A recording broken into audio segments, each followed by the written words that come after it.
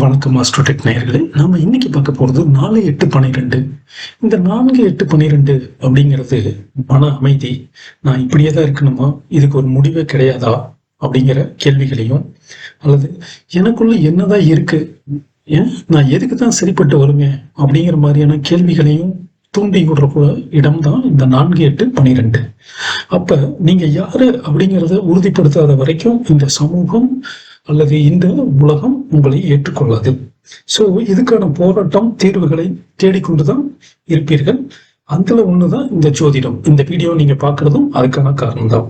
So இதுல உங்களோட திறமை தகுதி ஏற்றுக்கொள்ளப்படாமல் இருப்பது அல்லது அதற்கான பலன்கள் கிடைக்காமல் போவது என்ற அடிப்படையை உருவாக்கக்கூடிய இன்னொரு புள்ளி என்பது 6-8-12. இதெல்லாம் சேர்ந்து என்ன பண்ணும் அப்படின்னு பார்த்தோம்னா, இந்த 4-8-12 அல்லது 6-8-12 இதெல்லாம் சேர்ந்து வாழ்க்கைய ஒரு மெஷின் ஆட்டம், இயந்திரமான வாழ்க்கைய மாத்திடும். அப்ப எனக்கு என்ன ஆகும், நம்ம என்ன எதிர்பார்ப்போம் அப்படின்னா, நம்மளோட அன்பு, பாசம், அங்கீகாரம் இதெல்லாம் ஒரு கிடைக்காத ஒரு நிலையை கொடுக்கும். என்னடா இந்த வாழ்க்கை அப்படிங்கிறதோ, அல்லது நமக்கு கிடைத்த வாய்ப்பு, வாழ்க்கை நமக்கு சரியானதாக இல்லையோ, இல்ல வேற எதையாவது முயற்சிக்கலாமா அப்படிங்கிற எண்ணத்தையும் உருவாக்கும். இதை விட்டு ஓடி போலாமா அப்படிங்கக்கூடிய எண்ணத்தையும் உருவாக்கக்கூடிய புள்ளிகள் 4-8-12 அல்லது 4-6-8-12 என்கின்ற புள்ளிகள்.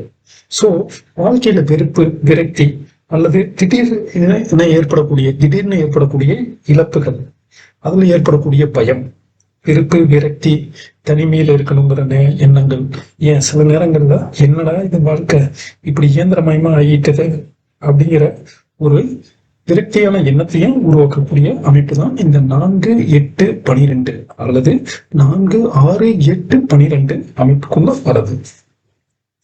சோ ஒரு நாள் கிழமை மகிழ்ச்சி, கொண்டாட்டம் இதெல்லாம் இல்லாம போச்சு அப்படின்னு உள்ளுக்குள்ள இந்த ராகுவும் சேர்ந்துச்சுன்னா, இந்த 4-8-12 அல்லது 4-6-8-12 இந்த இடங்களுக்குள்ள ராகுவும் சேரும் போது இதுக்கான தீர்வு என்ன அப்படிங்கறது ரொம்ப அதிகமா தேடக்கூடிய அமைப்புகளை கொடுத்தோம்.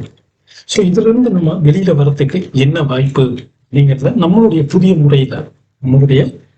முறையில டிஜி சிஸ்டம் அப்படிங்கிற முறையில நான் உங்களுக்கான சில வழிகாட்டல்களையும் வாய்ப்புகளையும் குறிப்பிட்டு இருக்கின்றேன்.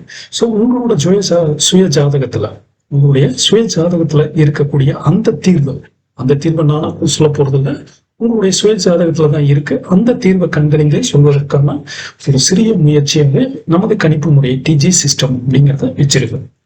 சோ இந்த விதிமுறையில ஒரு முறை உங்களுடைய ஜாதகத்தை முயற்சித்து பார்த்து உங்களுடைய வாழ்க்கையும் அதே போல நம்மளுடைய டிஜி சிஸ்டத்தையும் கொஞ்சம் மேம்படுத்துறதுக்கு உதவி செய்தால் நன்றாக இருக்கும் என்பதை இந்த வீடியோ பதிவின் மூலமாக உங்களிடம் நான் கேட்கும் வேண்டுகோளாக இருக்கின்றது. நன்றி, வணக்கம்.